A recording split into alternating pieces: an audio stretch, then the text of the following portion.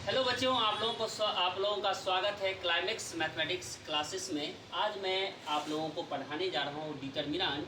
So today we will study about determinant, what is determinant and how many marks in class 12 in your board examination it will come. Sir, I think this will come 7 marks. कितना marks? 7 marks का होगा। Sir 7 marks में से 2 marks होंगे objective के, 2 marks होंगे objective के और 5 मार्क्स का एक क्वेश्चन आता है जो आपको 7 नंबर में मिलेगा और हर साल इसमें से 7 नंबर के बोर्ड में पूछे जाते हैं। तो हम जब भी स्टार्ट करेंगे इसको सीरीज वाइज चलाएंगे और सीरीज वाइज आपको हम पूरा डिटर्मिनेंट पढ़ाएंगे। एक भी चीज, एक भी कंसेप्ट को हम नहीं छोड़ेंगे। Now so today I want to study about determinant, what is determinant and what is the difference between determinant and matrices. Matrix और डिटर्मिनेंट के बीच में क्या डिफरेंस होता है, इसके बारे में भी जानकारी प्राप्त करेंगे।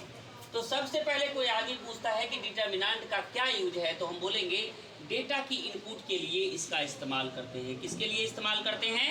डेटा के इनपुट के लिए। और डिटर्मिनेंट हमारा कैसा होना चाहिए? हमेशा स्क्वायर होना चाहिए। डिटर्मिनेंट हमारा कैसा होना चाहिए? हमेशा स्क्वायर होना चाहिए। मतलब अनलाइक मैट्रिक्स की तरह, सर मैट्रिक्स की तरह ये डिटर्मिनेंट हमारा क्या होता है?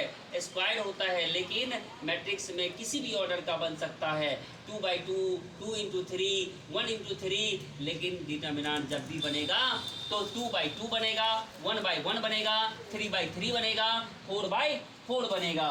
और दूसरा चीज, सर मैट्रिक्स जो होता है, ये बात आपने बता दिया, किसी भी ऑर्डर का हो सकता है। और मैट्रिक्स में कभी वैल्यू नहीं फाइंड करते, मैट्रिक्स कभी भी मान को नहीं देता, मैट्रिक्स कभी भी वैल्यू को नहीं देता। वो तो हम x का मान निकालते हैं, वैल्यू उसका नहीं निकालते। लेकिन डिटर्मिनेंट क्या करता है? सर डिटर्मिनेंट हमें वैल्यू को देता है। डिटर्मिनेंट हमें क्या देता है? वैल्यू को देता है। और किसी भी डिटर्मिनेंट को डिनोट करने से पहले, किसी भी डिटर्मिनेंट को डिनोट करने से पहले डेट लिखते हैं। क्या लिखते हैं? डेट। इसका मतलब हुआ determinant of a, DET det into det और ए। अगर आप ब्रैकेट में इसको बंद कर देते हैं तो ये क्या कहलाएगा? Determinant of A, determinant of A. इसको दूसरे तरीका से लिखा जाता है डेल्टा ए। दूसरे तरीका से कैसे लिखेंगे? Delta A. और मैग्नीट्यूड ऑफ ए नहीं बोलते इसको, इसको बोलते हैं डिटर्मिनेंट ऑफ ए। क्या बोलते हैं इसको? Determinant of A, determinant of A.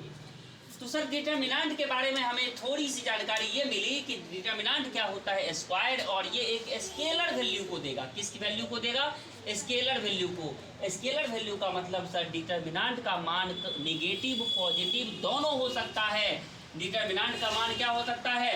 Determinant का वैल्यू, डिटर्मिनेंट का value, determinant value can be positive और नेगेटिव, कैन बी पॉजिटिव और नेगेटिव। लोग बहुत ज़्यादा कंफ्यूज रहते हैं, इसको कभी कभार मॉडुलस मान लेते हैं। और मॉडुलस जो होता है हमेशा पॉजिटिव वैल्यू को देता है। तो जब उसका एग्जाम में नेगेटिव वैल्यू आता है तो उसको लगता है कि मैंने तो गलती कर दी। लेकिन ऐसा कुछ नहीं है। डिटर्मिनेंट एक स्केलर वैल्यू को देता है और डिटर्मिनेंट कभी भी आपका हमेशा पॉजिटिव नहीं होगा और हमेशा नेगेटिव नहीं होगा। ये पॉजिटिव भी हो सकता है और नेगेटिव भी हो सकता है। आइए एक एग्जाम्पल से बात करते हैं और एग्जाम्पल है मेरा determinant of A. Determinant of A, determinant of A क्या है? सर यहाँ पर आपने 2/2 मैट्रिक्स का लिया है, ऑर्डर लिया है 2/2 का, A11, A12, A21 और A22। तो इसका वैल्यू कैसे फाइंड करेंगे? क्रॉस मल्टीप्लिकेशन से। कैसे फाइंड करते हैं? क्रॉस मल्टीप्लिकेशन से। दोनों को मल्टीप्लाई कर दिया और मल्टीप्लाई करने के बाद दोनों को क्या कर दिया? घटा दिया। दोनों को मल्टीप्लाई करने के बाद दोनों को क्या किया? घटा दिया। तो ये है हमारा क्रॉस मल्टीप्लिकेशन मेथड। दूसरा चीज एग्जाम्पल नंबर 2। एग्जाम्पल नंबर 2 में हमारे पास कौन सा मैट्रिक्स है? 3/3 ऑर्डर का, 3/3 ऑर्डर का।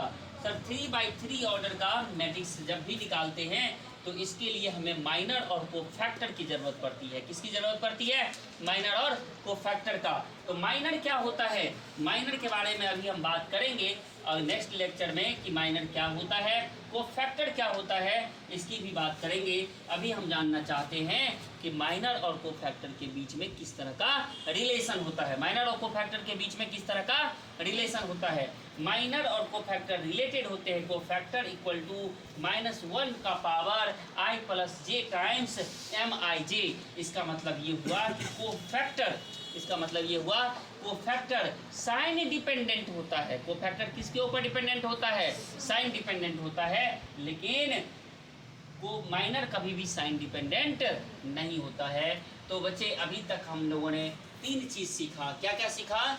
कि सर डिटर्मिनेंट क्या होता है। दूसरा चीज़ हमने सीखा कि डिटर्मिनेंट स्क्वायर मैट्रिक्स होता है। तीसरा चीज़ हमने सीखा कि डिटर्मिनेंट को सर स्केलर वैल्यू देगा और इसको डिनोट करते हैं डेल्टा ए से, डेल्टा ए से, गेट ए से, डेल्टा ए से। और डिटर्मिनेंट ऑफ ए को 2 लाइन खींच करके बीच में रखा जाता है, जो वैल्यू कभी भी पॉजिटिव हमेशा नहीं होगा, नेगेटिव हमेशा नहीं होगा। ये वैल्यू पॉजिटिव नेगेटिव दोनों हो सकता है। डिटर्मिनेंट वैल्यू कभी भी, मैंने बता दिया आपको, पॉजिटिव और नेगेटिव। उसके बाद ये हमने डिनोट किया, एग्जाम्पल नंबर 1 लिया, एग्जाम्पल नंबर 2 लिया और माइनर और कोफैक्टर के बीच में रिलेशन को देखा। अब हम देखेंगे नेक्स्ट लेक्चर में कि माइनर और कोफैक्टर के बीच में कैसे रिलेशन को फाइंड करते हैं। माइनर क्या होता है, माइनर क्या होता है। माइनर जब भी निकालना होगा, जैसे मैं एक माइनर आपको निकाल के दिखाता हूँ यहाँ पर। जैसे मुझे A11 का मुझे माइनर चाहिए, A11 का क्या चाहिए? मुझे माइनर चाहिए M11, मैंने लिख लिया।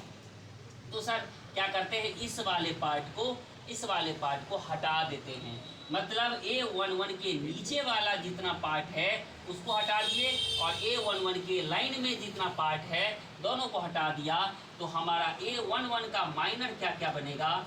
A22, A23 और A32 और A33, ये हमारा माइनर बनेगा। और मैंने अभी वैल्यू निकालना सीखा कि इसके वैल्यू को कैसे फाइंड किया जाता है। इसके वैल्यू को कैसे फाइंड करते हैं? सर मल्टीप्लाई करना होगा A22 A33 minus A23 into A32। ऐसे आप फाइंड कर सकते हैं। तो ये आपका माइनर कहलाएगा। ये क्या कहलाएगा? माइनर। और अगर आपको इसी का कोफैक्टर चाहिए तो कोफैक्टर में आप देख सकते हैं, यहाँ पर फॉर्मूला बैठा दीजिए। जैसे मुझे कोफैक्टर चाहिए C11, तो मैं क्या करूँगा, -1 का पावर i प्लस जे, आई का मतलब नंबर ऑफ रो, तो नंबर ऑफ रो 1 है सर, और नंबर ऑफ कॉलम भी 1 है। नंबर ऑफ कॉलम भी क्या है? 1 है। और ये बनाएगा कितना? C11 बराबर -1 का पावर 1 प्लस 1 और माइनर M11। तो सर इस तरह से यहाँ पर मान क्या हो गया? C11 बराबर हो गया M11 के। ठीक है। तो इस तरह से हम लोग डिटर्मिनेंट का पार्ट 1 को क्या करते हैं, ख़त्म करते हैं। Thank you very much. आपको ये वीडियो देखने के लिए बहुत बहुत धन्यवाद। अगर आपने मेरे चैनल को सब्सक्राइब नहीं किया है तो प्लीज़ इस चैनल को सब्सक्राइब करें। आने वाले समय में क्वालिटी कंटेंट्स के साथ आपको द बेस्ट मैथमेटिक्स का नॉलेज प्रोवाइड कराया जाएगा। Thank you so much once again.